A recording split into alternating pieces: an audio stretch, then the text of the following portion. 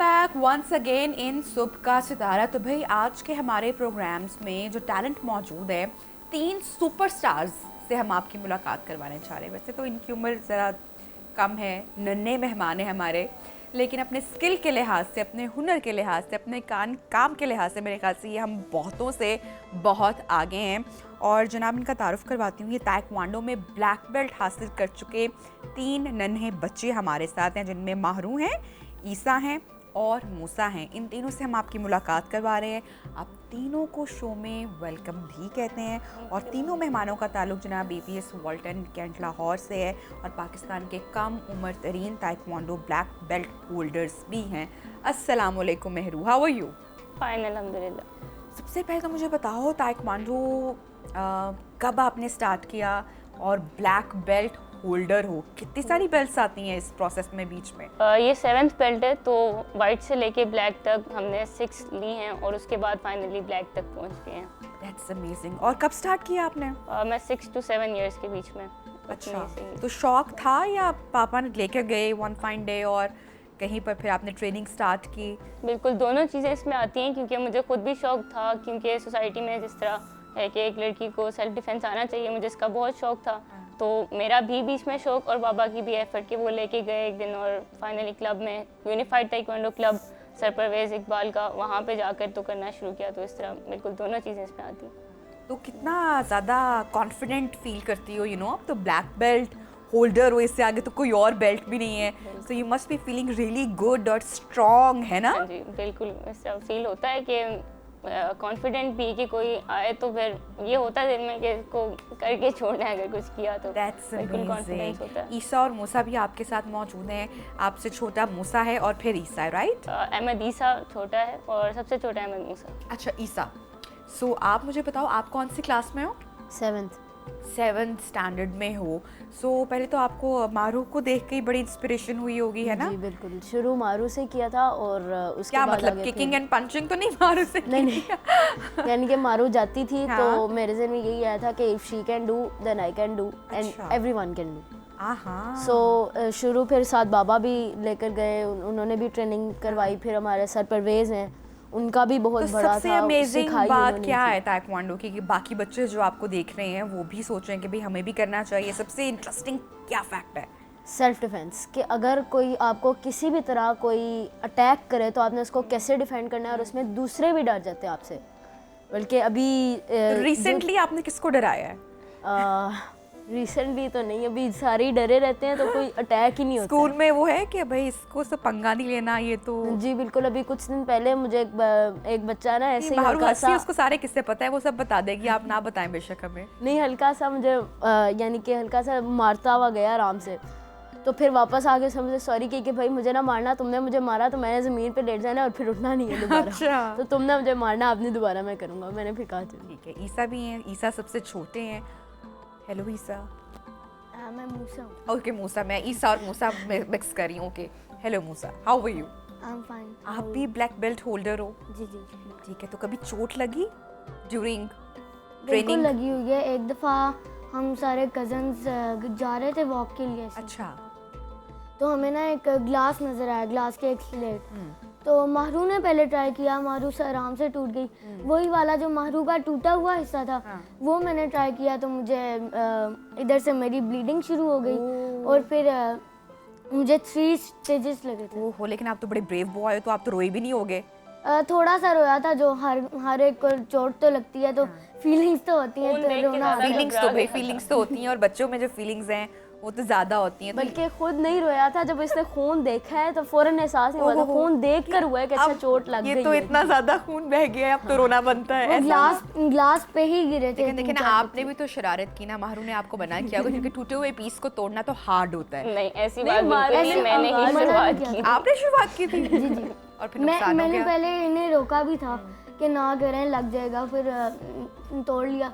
तो मैंने सोचा कि मैं भी कर सकता हूँ। बेस्ट बात क्या है ताइक्वांडो की? क्यों हम सीखें, क्यों बच्चे सीखें, और ब्लैक बेल्ट होने का क्या फ़ायदा है, आपको क्या लगता है? ईसा ने जैसे बात की है कि सेल्फ डिफेंस सबसे मेन पॉइंट है इसका।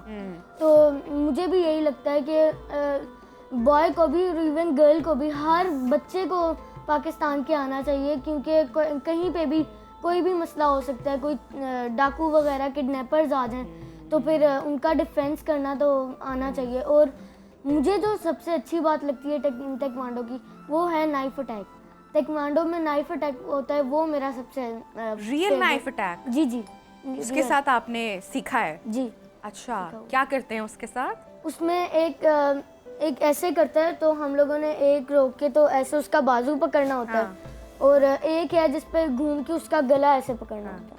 That's amazing। माहरू, अब पावर की भी जरूरत पड़ती होगी? बिल्कुल पावर अभी जैसे ईसा और मूसा तो छोटे हैं और आप तो माशाल्लाह 6-7 साल की उम्र से ट्रेनिंग ले रहे हो, तो अभी पावर चाहिए होती होगी किक करने के लिए, जिस तरह से अभी मूसा भी बता रहा है कि नाइफ अटैक के लिए। जी बिल्कुल, उसमें पावर की बहुत ज़रूरत होती है। जब हमारे टेस्ट होते हैं, टेस्ट के साथ ही बेल्ट प्रमोशन होती है, टेस्ट होता है तो उसके अंदर पावर की चेकिंग होती है। पावर एक अलग से है, पंचिंग पावर है और किकिंग पावर, तो उसके लिहाज से परसेंटेज दी जाती है। पावर कम है तो परसेंटेज कम है और टेस्ट पास करना मुश्किल है। तो बिल्कुल पावर, मेन चीज़ पावर ही है। ज़ाहिर है पंच में पावर होगी तो दूसरे को फ़र्क पड़ेगा, पंच में पावर नहीं होगी तो नहीं। सबसे मुश्किल कौन सी बेल्ट लेना है भाई? ब्लैक बेल्ट कैसे मुश्किल है? सबसे मुश्किल पार्ट क्या है इसका? इसमें एक तो सिलेबस बहुत लंबा है, क्योंकि जिस तरह हम लोग करते हैं कि फर्स्ट टर्म हुई, अच्छा पढ़ाई भी है, क्लास है, अगर एक क्लास है उसमें फर्स्ट टर्म हुई पहले, फिर सेकंड टर्म हुई, फिर फाइनल हुई, तो उसमें आपने जब फाइनल देना है तो उसमें फर्स्ट का भी देना है, सेकंड का भी देना है और बाकी भी देना है। शुरू से सिर्फ प्रैक्टिकल है? प्रैक्टिकली है, उसकी स्टेजेस ही हैं। एग्जांपल दे रहा है कि वो इस तरह से मुश्किल तो घर में कौन किसको चित करता है पहले? कोई भी कर लेता है। नहीं सही वाला बताना पड़ेगा। सही वाला कौन ज्यादा?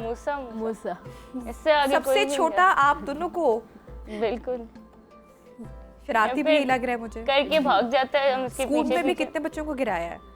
जो अभी हाथ लगाता है तो फिर तो मैंने वेरी बैड। देखो मामा भी देख रही हैं, स्कूल टीचर भी देख रही हैं और प्रिंसिपल भी देख रहे हैं। अब कोई बच्चा, अब गलती उसकी ना भी हुई ना तो देखो सारा ब्लेम आप पे आ जाएगा। नहीं, गलती अगर वो, और आप तो देखो ब्लैक बेल्ट होल्डर हो, वो बेचारे मासूम को तो नहीं पता ना कैसे करना है सेल्फ डिफेंस, तो ऐसे तो नहीं करोगे ना स्कूल में। लेकिन जो हाथ लगाए और असल वाला मारे तो फिर कर लेते हैं कि फिर मार के ही छोड़ना है। भाई पूरी ट्रेनिंग है भाई, जितना मर्जी वो ऐसा बाजू नहीं किसी का तोड़ देना, ठीक है वापस ले लो। माहरू आप बड़ी हो, आपको तो कम से कम इसको समझाना चाहिए ना। मुझसे खुद नहीं ये संभलता मैं कि लेकिन किसी का नुकसान उतना नहीं करना, स्पेशली बच्चों का। हाँ, कोई अटैकर अगर आए, कोई स्नैचर आए, फिर तो अपनी पूरी स्किल्स दिखानी है।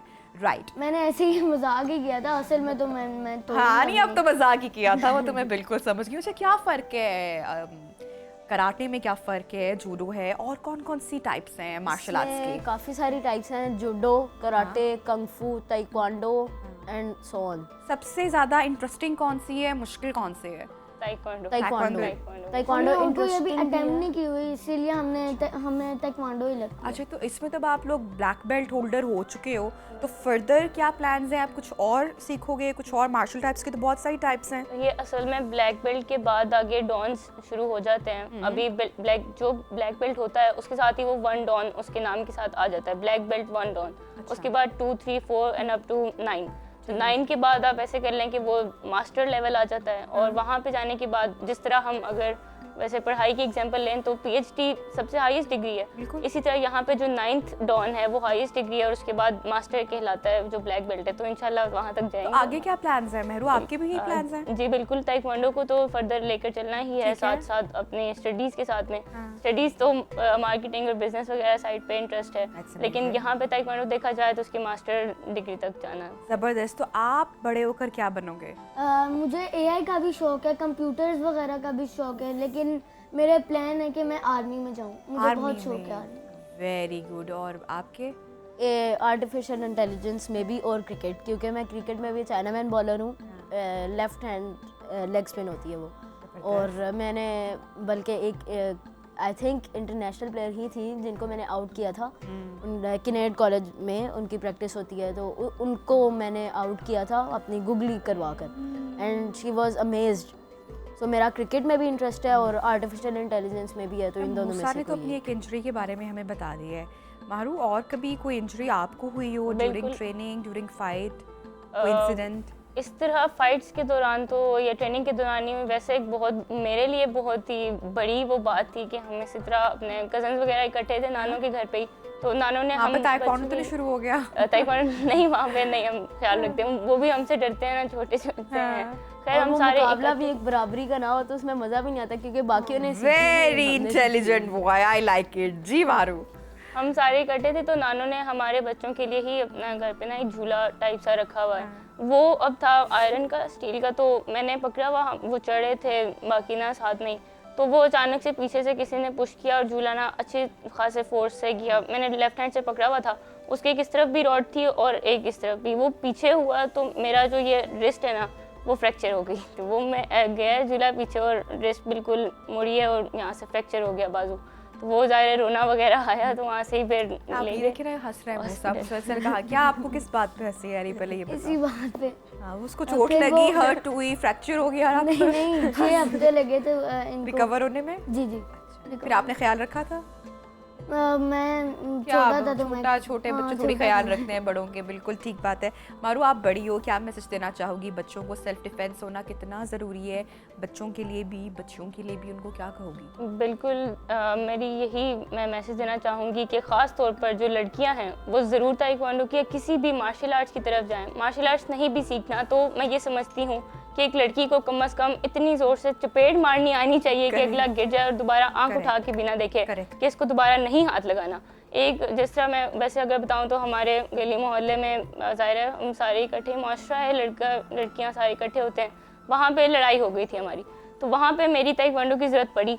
वो बिला वजह में आकर तंग कर रहा था तो मैंने लगा दी, और वो अच्छी खासी थी कि दोबारा उसने हम तीनों में से किसी को कभी कुछ कहा भी नहीं, बल्कि हम जिस रास्ते से आए थे उसके 100 मील दूर से गुजरता। बिल्कुल, कोई आपके साथ मिसबिहेव करे या आपको मिसट्रीट करे, सो यू शुड नो कि आपको अपना सेल्फ डिफेंस कैसे करना है। थैंक यू सो मच प्यारे बच्चों, आप लोगों ने टाइम निकाला हमारे प्रोग्राम के लिए। आई एम श्योर आपको भी इनकी बातें अच्छी लगी होंगी, और स्पेशली जो मार्शल आर्ट्स की इनकी ट्रेनिंग है, credit goes to their parents जिन्होंने इतनी कम उम्र में इनको जो स्किल है वो इनमें डेवलप किया। मेरे ख्याल से हम तमाम वालिदैन को भी ये सोचने की ज़रूरत है कि कम उम्र में अपने बच्चों को हम कौन सा स्किल दे सकते हैं, और स्पेशल आज का जिस तरह का दौर है, जैसा कि बच्चों ने भी कहा, मारू ने भी कहा, वो जो सेल्फ डिफेंस है वो बच्चों को करना आना चाहिए, बहुत ज़रूरी है। आई होप सो प्रोग्राम आपको पसंद आया होगा, फीडबैक ज़रूर दीजिएगा, अपना बहुत सारा ख्याल रखिए, अल्लाह हाफिज़।